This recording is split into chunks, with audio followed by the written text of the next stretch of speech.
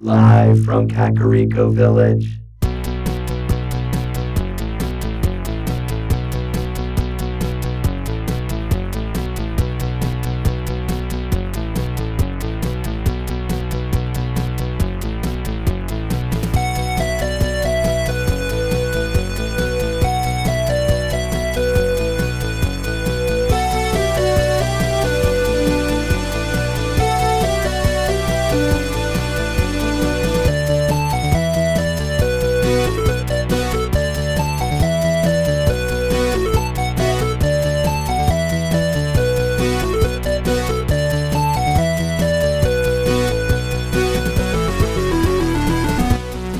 Broadcast throughout the Retroverse, transmitted to the real world via a maze of wires connecting a Super Nintendo to a Wii, to a Wi-Fi network, and finally to the internet.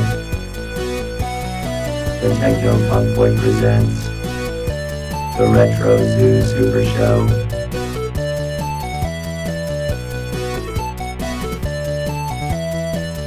Now here are your hosts, Kai and Steven.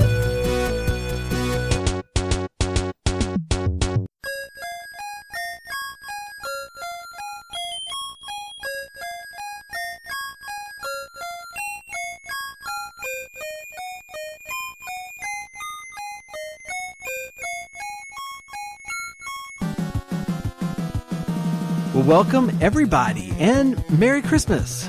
This is the Retro Zoo Super Show, and I am one of your hosts, Kai. We are not joined by Steven today, as we mentioned in the last couple of episodes.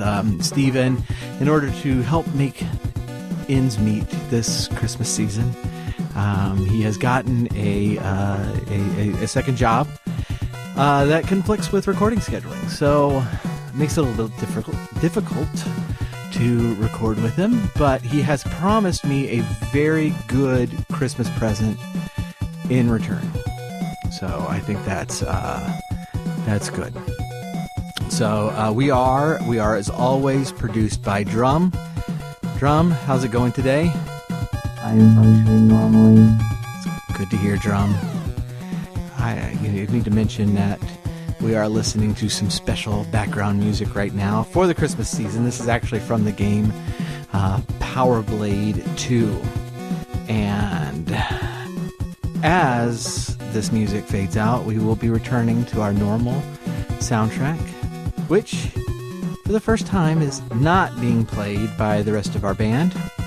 They have taken Steven's advice from several episodes ago to pre-record all the songs so that they don't have to be there. So Lady Morale is actually gone on Christmas break as well. And so it's just me and Drum and our very special guest host, Anla. Anla, how are you? Hello. So you've heard Anla a lot because she usually provides the stringed instruments for the band, most notably bass, for a lot of the tracks that we listen to from Techno Funk Boy, but this is her first time in the co-pilot's chair. How you digging it? It's all right. Anla, I wanted you to come up because this is very special. This week is a very special week. We are up around this time. We are celebrating quite a few gaming milestones, and that's because a lot of the original NES classics are hitting around 30 years old about this time. And so this week, a very special game to both of our hearts turned 30, and we do want to wish Final Fantasy a happy 30th birthday.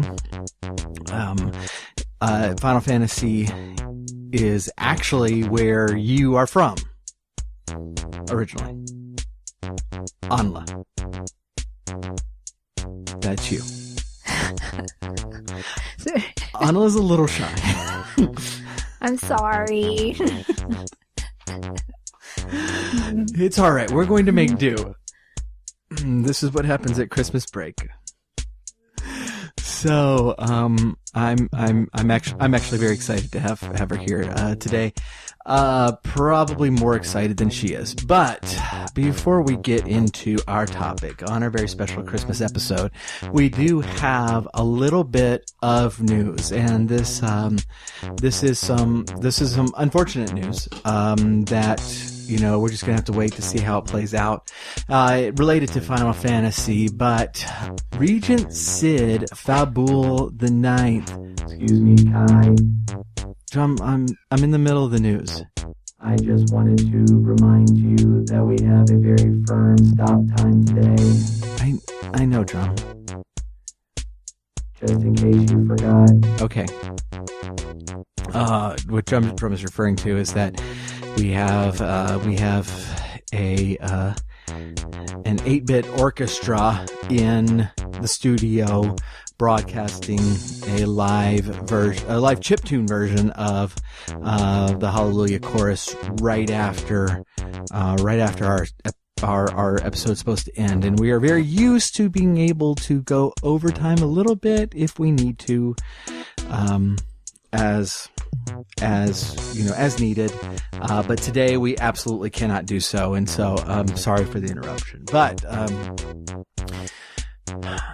Sid Fabul the Ninth, of course, of Lindblom, has been accused of several cases of sexual harassment by women who have worked in his government.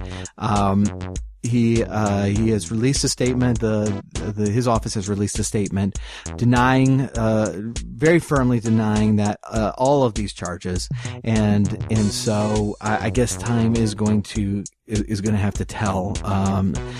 These accusations do stretch back several years when Regent Sid was in human form, and of course he is an Oglop now. Why is Sid an Oglop? Oh, well, his wife turned him into an Oglop after catching him cheating on her. Which probably actually doesn't bode well for, him concerning accusations of sexual harassment. But again, we don't want to jump to conclusions here, and we will let the government and the courts decide his guilt or innocence on that. But turning our topic today, so we are a couple of days before Christmas.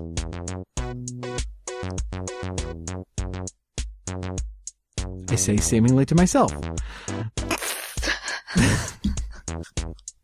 I'm gonna have to get used to that.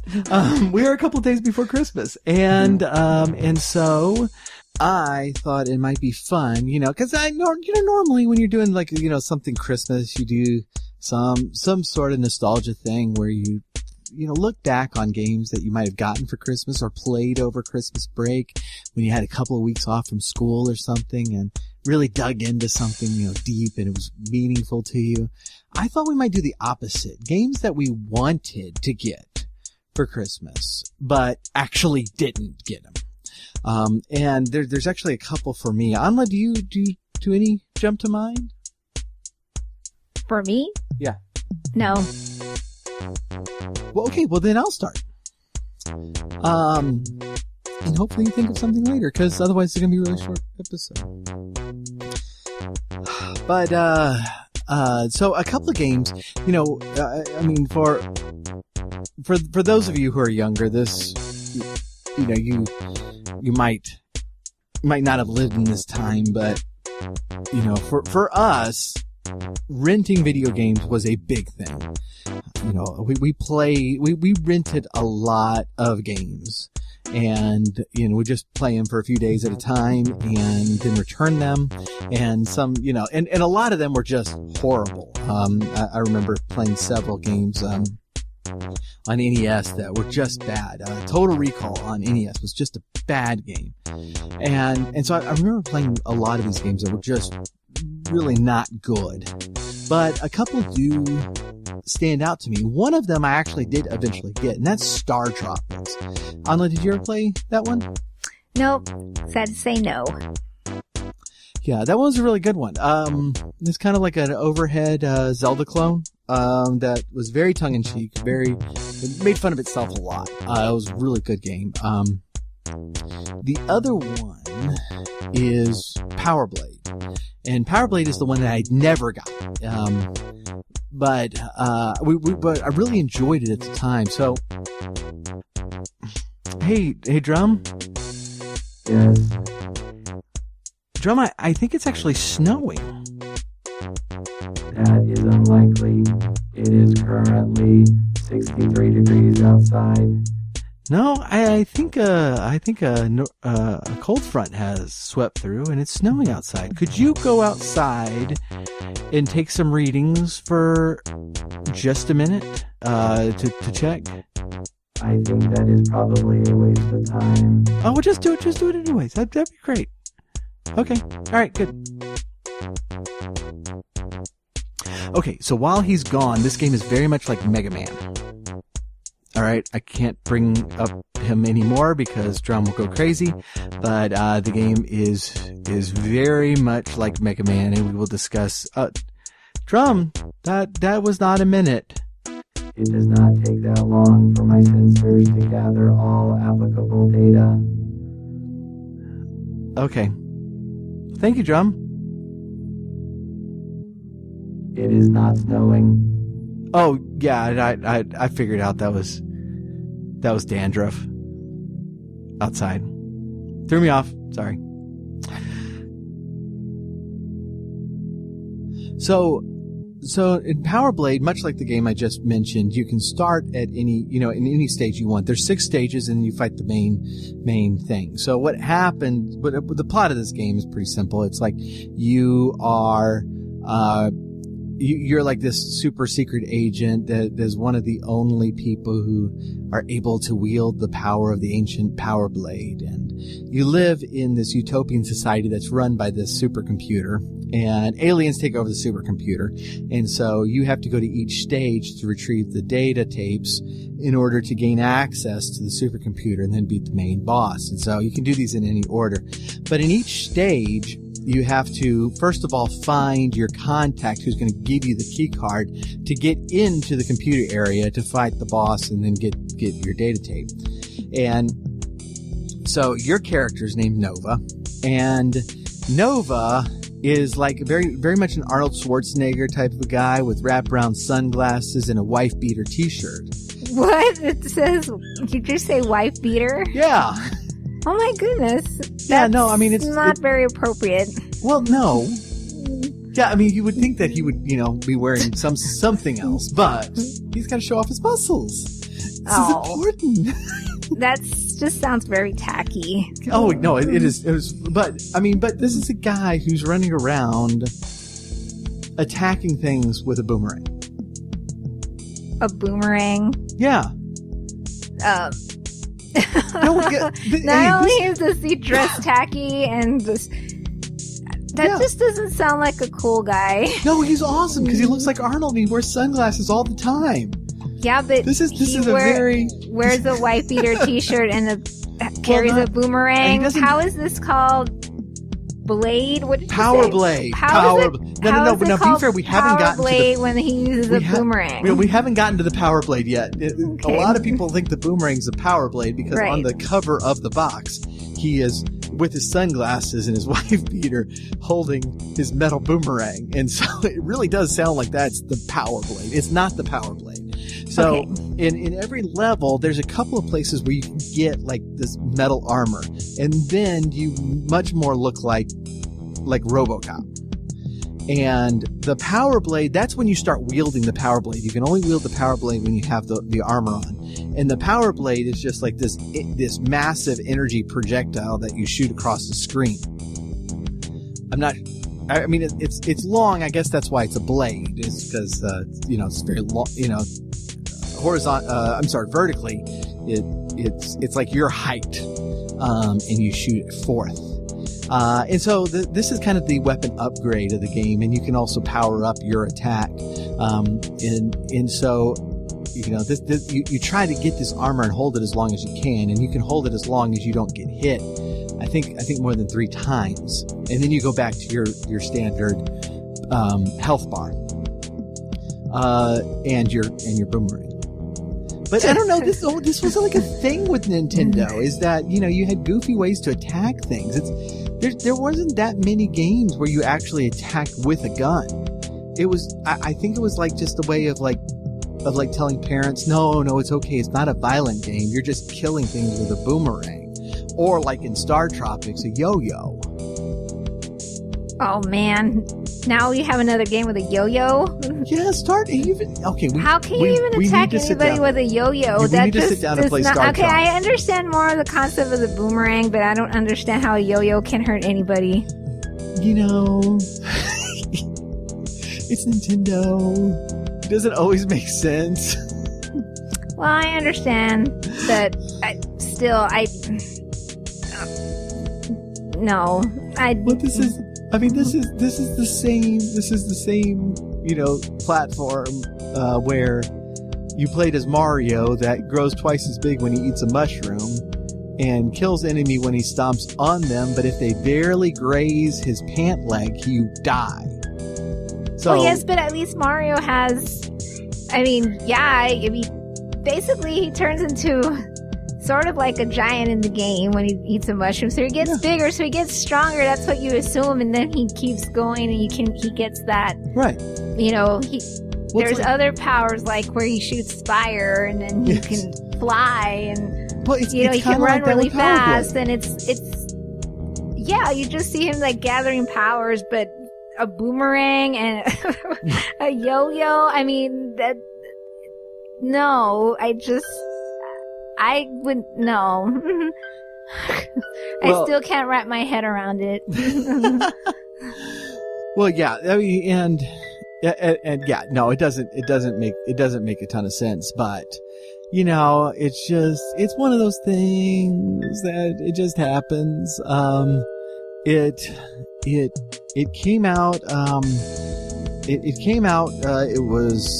It was developed by Natsume and published by Taito in 1990. So, the Blue Bomber that we mentioned earlier, his 3rd game was coming out about the same time. This was really at the height of his popularity, and so this was definitely a way to tap into that, but it was also a way to, they really did some innovative stuff in this. So the game, the levels are not go from point A to point B levels. There are many paths through these levels. They're like you're going through a normal, city block or a construction site or something like that. There's many different ladders, there's many different paths, and you had to go find your contact to get the key, and then you had to go to the door that held the computer stuff. And sometimes you'd get to the door without getting your contact, and you had to backtrack and find them. And I'd say these levels were not small, even when you know where you're going. I just watched a Let's Play of it where the guy knew exactly where he was going. He was playing quite well, but it was still taking him 5 minutes to get through each level. So if you didn't know where your contact was, it very often took a lot longer. And there were many cases where I ended up at the end door and had to go all the way back to try to find the contact. One of the stages, particularly stage 5, your contact is within sight of the last door, but there's a wall between the two of you. And so you have to go find the guy, and then you have to backtrack most of the way back through the level and then come at that same area from a different angle to get to the door. And so, you can imagine the frustration if you went the wrong way and reached the door first, and you're sitting there staring at your contact on the screen, but he's behind a wall, is he can't get to him, and he can't get that key card. And so there's, besides taking the ideas that were previously established, in this sort of game, this sort of action platformer, it was introducing some neat ideas, and it's actually one that I think plays very well. So, Anla, were there any games that you were interested in that you did not get for Christmas? No, not really, because I'm not really a gamer. I know. Well, that's going to really make bad. this a very short episode. That is probably good because we have a very firm stop time. Drum, I know. I tell you what, let's since we are going to be doing a shorter episode today, let us jump to our break, and maybe you can think about it a little bit over the break so that we have something to talk about when we return. He comes in the night, seemingly out of nowhere, a blur of yellow whose only mission is justice. His name is already legend, but the reality doesn't quite line up with the myth, and we're about to find out exactly how wrong we've been about him. He is the Yellow Canary.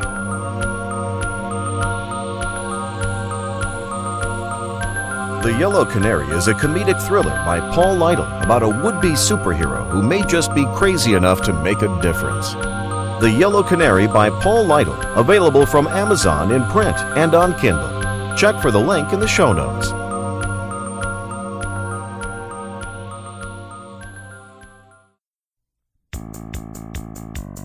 Hey Drum, did you know that the Techno Funk Boy isn't just a group of podcast hosts that live inside a Super Nintendo? Really? That's right, we're also a band. Tell me more. We're a retro gaming inspired band that plays covers of classic video game themes, original game music, and other music in the style of classic games. That sounds great. Yeah, and you can find our first full-length album on iTunes, Amazon, and CD Baby. It's called The Final Fantasy Mixes, and it's an EDM tribute to some of Uematsu's best musical themes. Check the episode notes for links or go to Techno Funk Boy to learn more. Techno Funk Boy sounds like the greatest band that has ever existed. I programmed him to say that. We're back.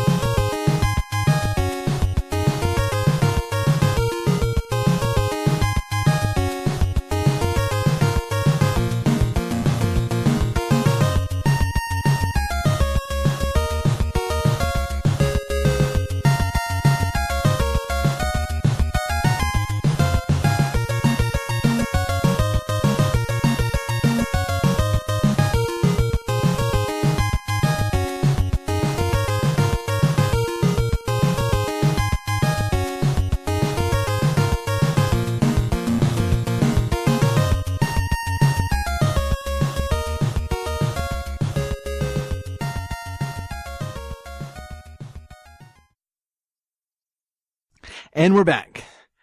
Thank you so much. So, over the break, Anla was talking to me about a game that she really did want until she rented it. And so this was like a Christmas miracle that you didn't actually have to buy the bad game. Right. Tell us about that on the radio. Oh, well, it was around the time I was, 12 or 13, something like that.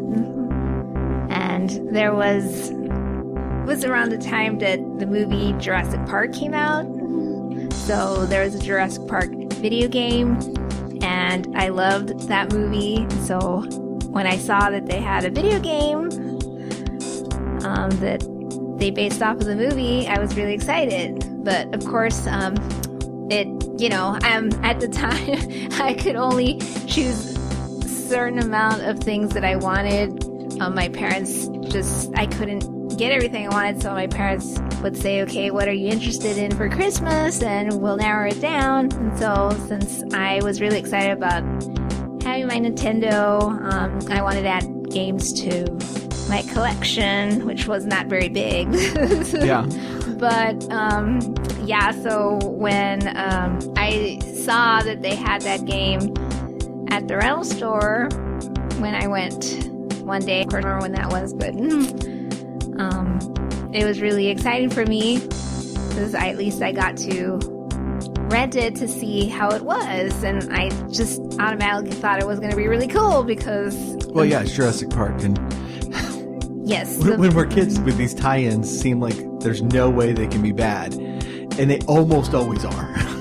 Right. So the movie was really great, and I thought I for some reason I just thought this game was going to make me feel as though I was a character in Jurassic Park. And so when I rented it, took it home, the soundtrack to it, or not soundtrack, but the music to it was really great. I mean, that was one good thing about it, is that I'm sorry, was it based on the movie score? No, it was a different score. Really? Okay. But it was really well done. Oh. So it fit it had a kind of jungle, tropical kind of vibe to it. Yeah. That it was really good. And so it just, while you were playing the game, it just, it gave you that sense of, adventure, and I'm ready to go. And so, right. I remember, because the main character that you were playing, you couldn't choose which character you wanted to play. Automatically, you were Dr. Alan Grant. Well, he is my favorite. Yeah. So I don't know if throughout the game, if the higher level you went up, you could change to a different character. Because I never went that far, but I remember at first it was Alan Grant. The thing is that, for some reason, I could never advance. That's the thing that I noticed about this game. Because the main thing is that you had to collect eggs.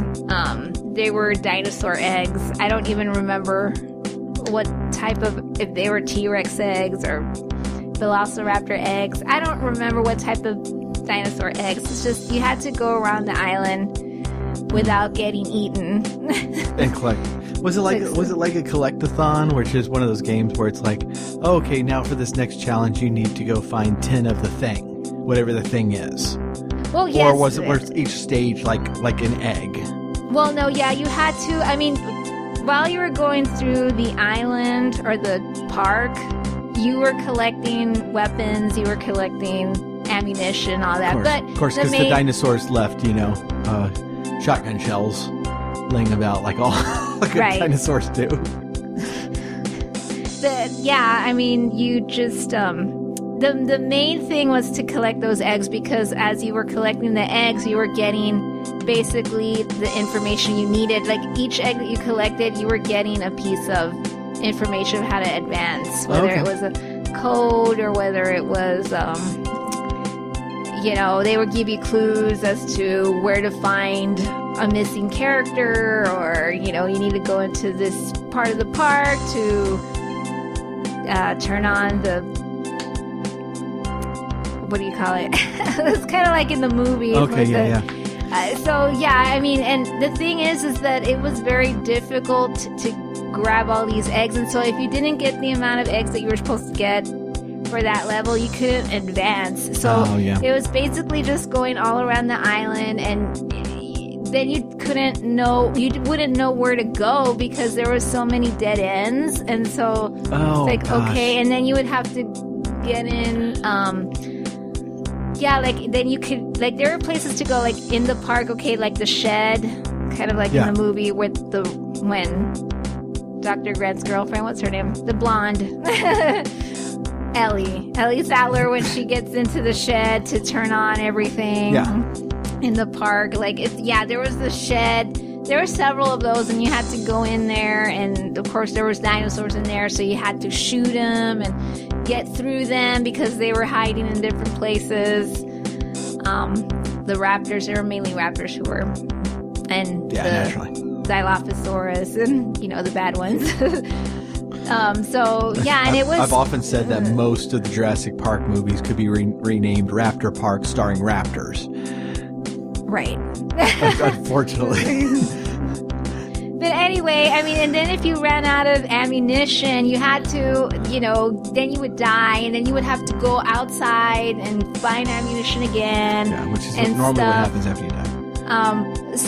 But again, it was just basically what was very frustrating is that you felt you were going around in circles, and there was, you had to find, again, these certain things in order to get, in order to open up the gate to go to the other side of the island.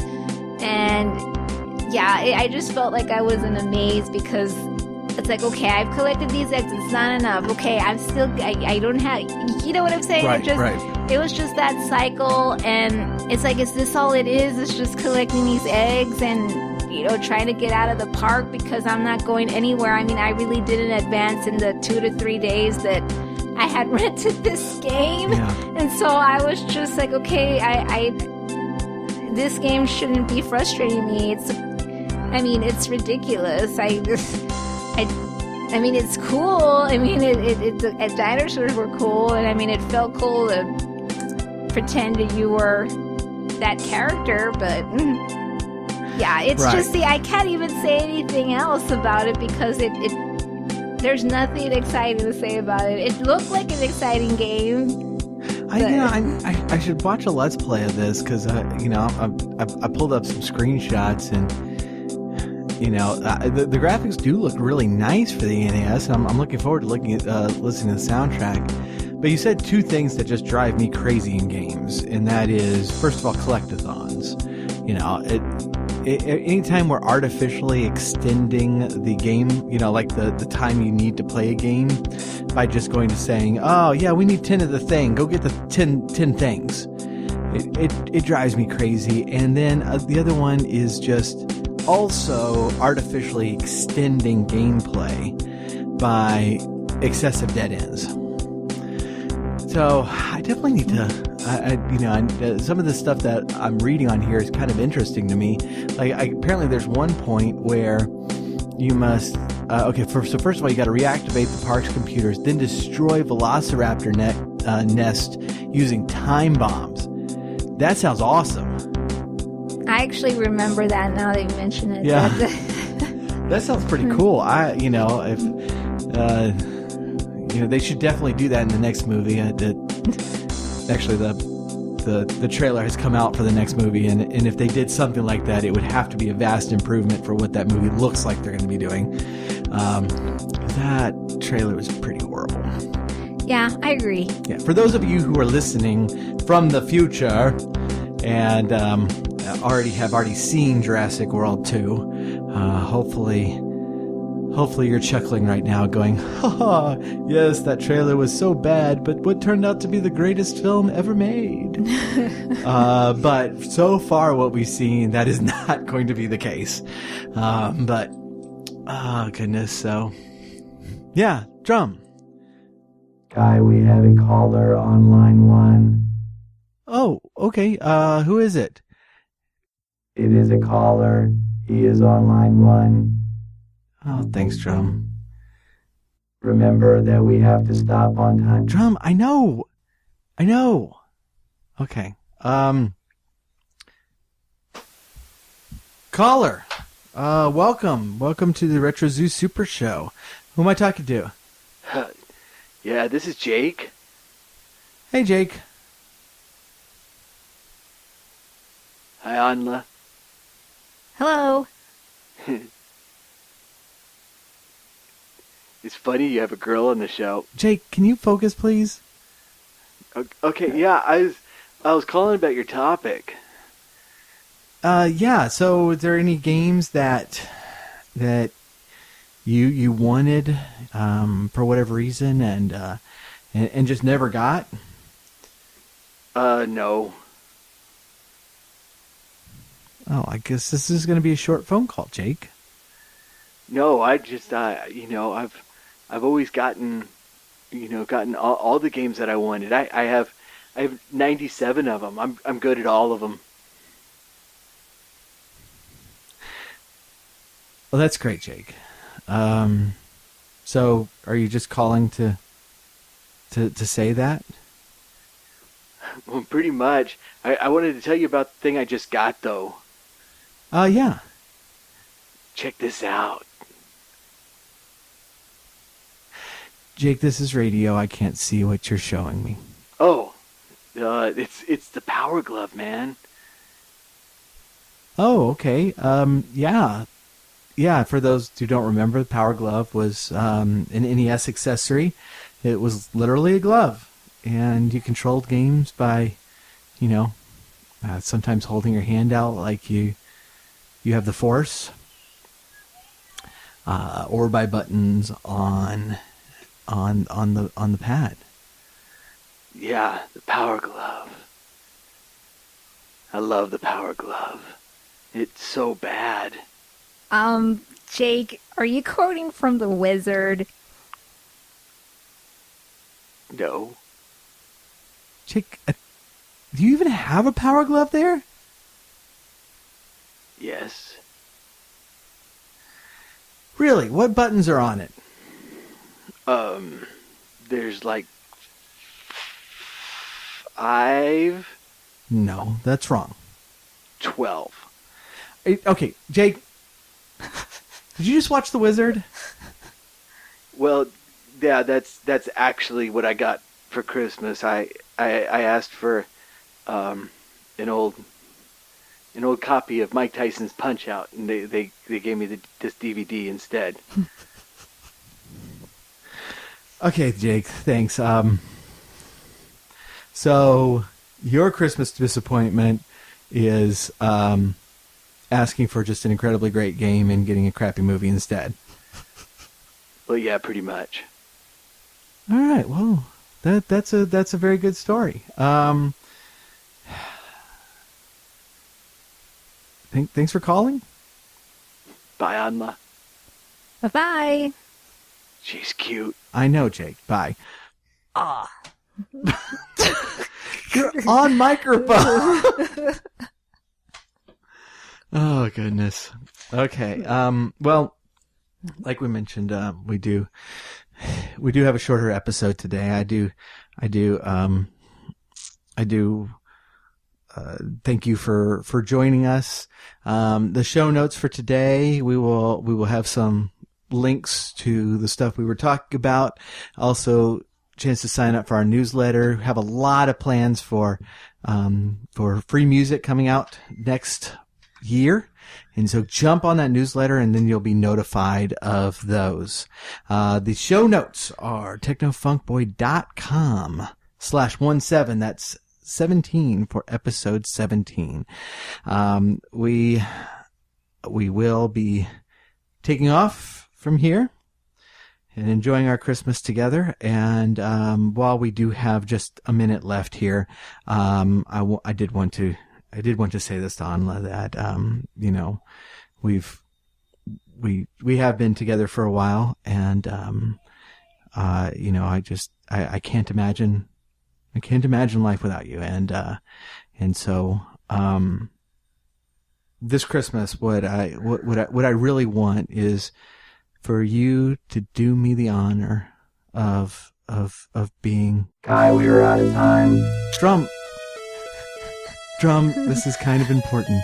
Kai, we have a hard stop time. It is time to stop now.